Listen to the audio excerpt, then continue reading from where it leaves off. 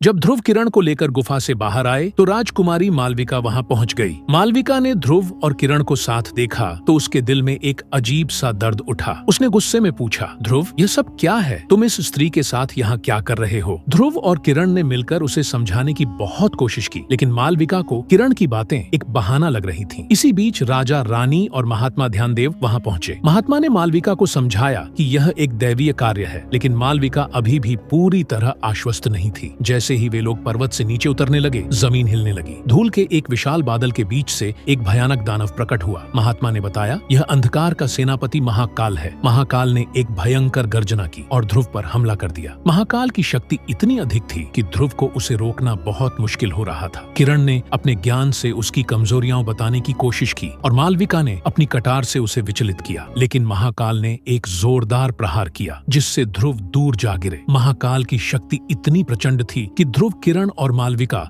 सब मिलकर भी उसे रोक नहीं पा रहे थे। तभी महात्मा ध्यानदेव ने अपनी आंखें बंद की और एक मंत्र का जाप किया। उन्होंने अपनी छड़ी जमीन पर मारी और एक विशाल अग्नि का गोला महाकाल की ओर फेंका। महाकाल ने उसे रोकने की कोशिश की, लेकिन वह गोला उसे जलाता हुआ आगे बढ़ गया। महाकाल के कमजोर होते ही ध्रुव ने अपनी तलवार उठाई और आखिरी वार किया। उसकी तलवार, जिसमें अभी भी दैवीय आभा थी, सीधे महाकाल के दिल में लगी। महाकाल का शरीर धुएं में बदल गया और वह गायब हो गया। मालविका का शक भी अब दूर हो चुका था और उसने किरण से माफी मांगी। महात्मा ने उन्हें बताया कि जादुई दर्पण राज्य के सबसे पुराने देवी मंदिर के नीचे एक गुप्त तहखाने में छिपा हुआ है। वे तीनों तहखाने की ओर चल पड़े। वहाँ उन्हें एक मायावी भूल भुलैया पार करनी थी, जिसकी दीवारें लगातार बदल रही थीं। किरण ने बताया कि यह भूल भुलैया केवल उन्हीं के लिए खुलती है जिनका मन शांत और शुद्ध हो। अपने मन को शांत करके वे तीनों भूल भुलैया पार कर गए और एक बड़े हॉल में पहुंचे, जहाँ एक ऊंचे चबूतरे पर वह जादुई दर्पण रखा था। तभी अंधकार वहाँ प्रकट हो गया। अंधकार ने हंसते हुए कहा, तुम तीनों ने यहाँ तक पहुँचकर गलती की है। अब यह दर्पण मेरा है। अंधकार ने दर्पण को छुआ, लेकिन तभी एक भयानक चीख निकली और अंधकार के शरीर से एक काली शक्ति बाहर निकलकर दर्पण में समाने लगी। ध्रुव को समझ आ गया कि यह दर्पण बुरी शक्तियों को कैद कर सकता है। उसने अपनी तलवार उठाई और आखिरी वार किया। उसकी तलवार सीधे अंधकार के शरीर को भेद कर दर्पण में जा लगी। एक तेज रोशनी निकली और अंधकार का शरीर पूरी तरह से गायब हो गया। अगले भाग में बने रहने के लिए चैनल को सब्सक्राइब करें।